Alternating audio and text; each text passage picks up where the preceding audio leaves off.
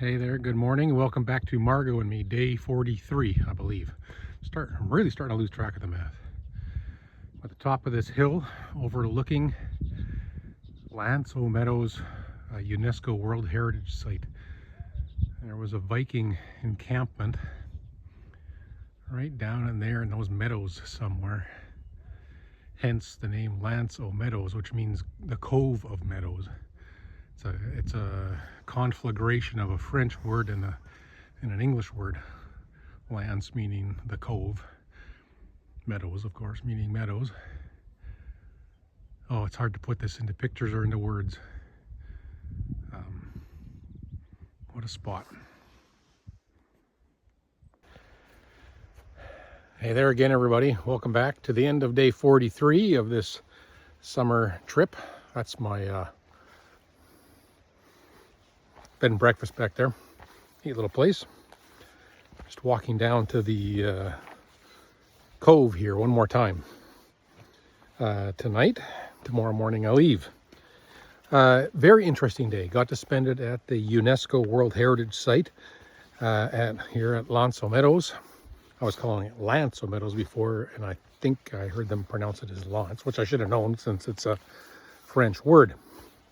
And by the way, L'anse Aux Meadows is not only just a conflagration of French plus English, it's a complete misrepresentation of what the first name was, which the historical records seem to have lost. It either was L'anse des Meadows, which means the Cove of Medea, or it could have meant something like the Cove of Jellyfish. So L'anse Aux Meadows, the Cove of Meadows, is a complete misrepresentation of how it was first named. But anyway, not surprising.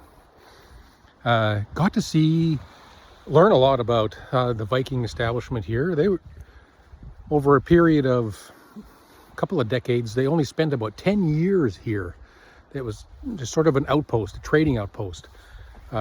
They came and went, I think, 4 different times, anywhere from a period of 1 to 3 years, and each of those times ended up being a total of 10. And they left and didn't leave much behind. And the remains were only discovered in the 1960s. And so the footage you're seeing now is a recreation of what it could have looked like based on archaeological digs and other records from the Norse regions in Europe, Norway, other Scandinavian places. Trying to recreate what life could have been like here. Fascinating place, lots to learn, and just really, really pretty, as you can see from the pictures, which again, don't do it any justice. Tomorrow, my original plan was to ride to a couple of small towns south of here and then across the peninsula to Plum Point. From there, I was going to catch the ferry over to Labrador, which is close by, and do that on Tuesday. Monday to Plum Point, Tuesday to Labrador, and back, just a day trip. The weather tomorrow looks good. The weather on Tuesday and Wednesday looks terrible. I got a note from the Labrador, or an email from the Labrador ferry company saying you can keep your reservation if you want. There's more than a 50% chance we're going to have to cancel the ferry based on current weather reports due to ridiculously high winds. And so I thought, well, should I do it just to say I've been to Labrador, take the chance? But if the winds are that high, and on top of that, it's supposed to be pouring rain, I would have no fun just to check it off a list. So I spent a couple hours this afternoon rerouting my trip again, 3rd or 4th time already this year. I knew I wouldn't have any fun. I'm getting tired of riding in bad weather. It doesn't have to be ideal, but man, I'd sure like something better than winds gusting to 80 or 90 kilometers an hour and pouring rain. That's just no fun. And slightly dangerous when it gets that nasty. So tomorrow I'm not going to Plum Point. I'm going to head down to Deer Lake. It's supposed to be a decent day for a ride. A little windy in the afternoon, but sunny. And then cloudy and small chance of rain on Tuesday morning.